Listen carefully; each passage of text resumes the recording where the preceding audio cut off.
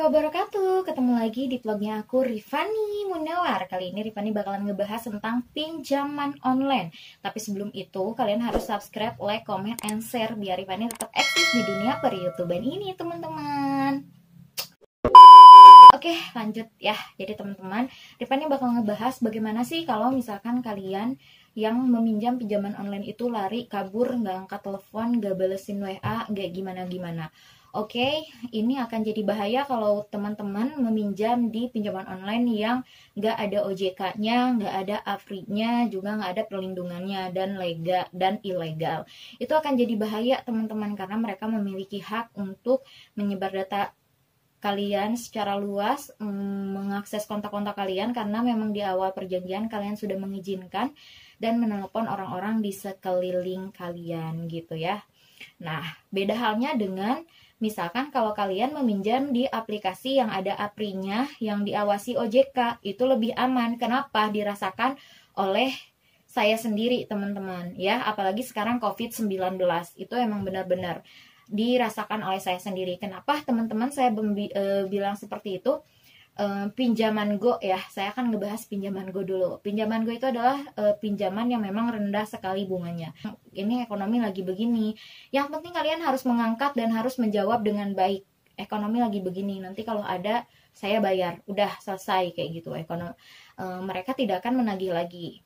Tapi nggak tahu ya, karena track record Rifani di pinjaman gue itu udah bagus, karena udah beberapa kali udah sangat bagus gitu, nggak pernah telat, nggak pernah nggak bayar, nggak pernah gimana gitu. Karena ini lagi COVID-19 aja dan pingin ngelakuin social eksperimen, bener nggak sih kalau ada COVID-19 ini pinjaman online yang biasanya kasar itu jadi nggak kasar. Ternyata bener karena Rifani merasakan sendiri, bahasanya juga nggak kasar, terus nggak nelfonin setiap hari, dia cuma nelfon sekali dalam sehari, dia nanyain gimana Bu prosesnya, ya kita jawab dengan seadanya bahwa kita memang belum ada uang, bla bla bla bla bla bla bla bla bla gitu. WA pun juga gitu, sekali udah nggak ada lagi, dan sampai hari ini udah seminggu juga nggak ada nge-WA, nggak ada nanyain gimana kayak gitu. Yang kedua ya, Dana rupiah juga begitu. Dana rupiah juga bagus ya, meski bunganya agak tinggi ya teman-teman, tapi ya bagus gitu. Maksud bagus tuh mereka tidak pernah kasar, sekalipun mereka tidak pernah kasar, pencairannya juga cepat. Lalu mereka tuh menerima kalau misalkan bunga dihapuskan. Kalau misal kita mau bayar nih, kita nego, saya pingin bayar pokoknya aja, nggak mau sama bunga.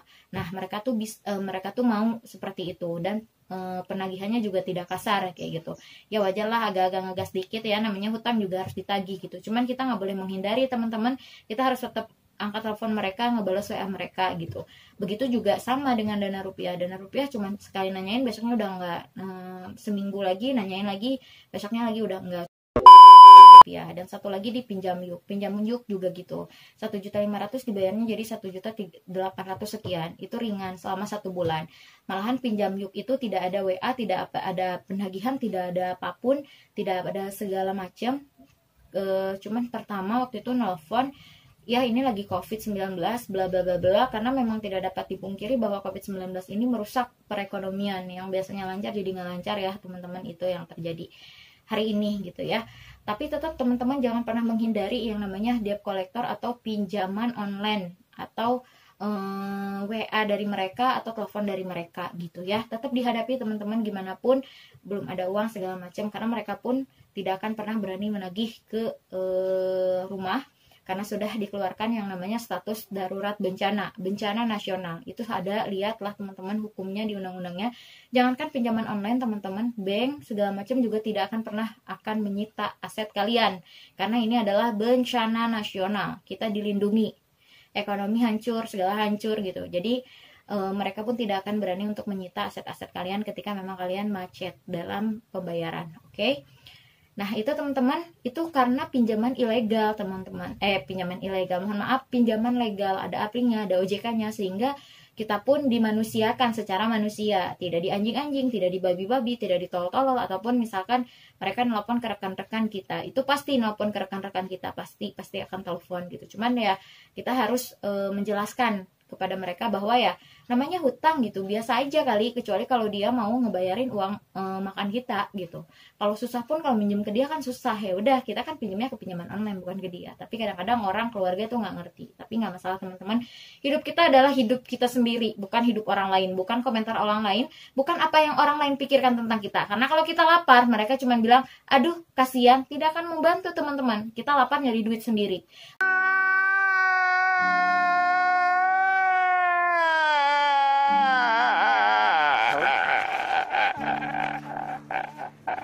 Kalau kita susah, tidak mau dekat-dekat sama orang susah. Gitu teman-teman. Jadi kalian harus sukses ya. Meskipun saat ini kalian sedang dalam masa kesulitan, menghadapi pinjaman online dan sebagainya.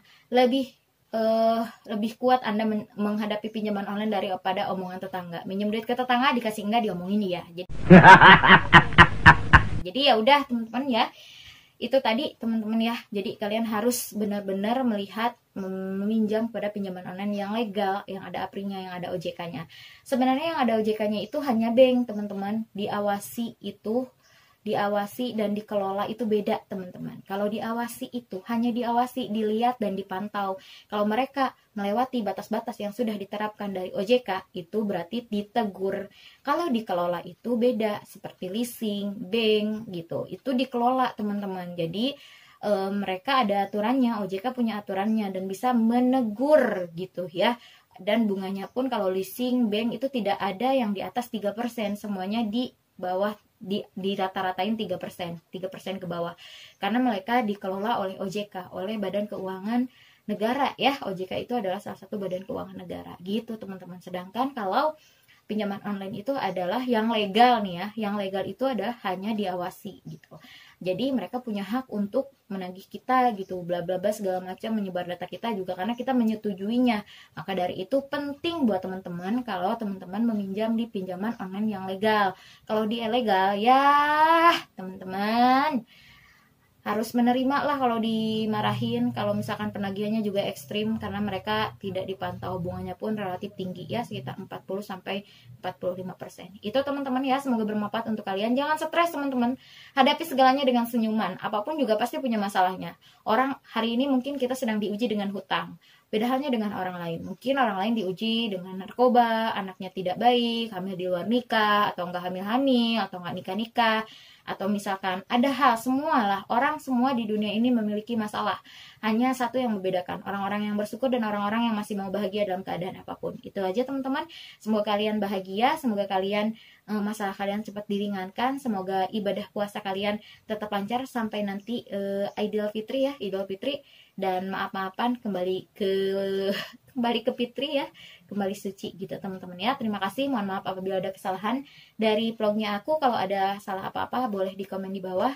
Dan pastinya Rifani selalu mengharapkan kalian memberikan saran dan kritik untuk Rifani, biar Rifani bisa membuat vlog-vlog atau membuat video-video yang lebih bermanfaat dan menghibur kalian. Oke, terima kasih. Wassalamualaikum warahmatullahi wabarakatuh.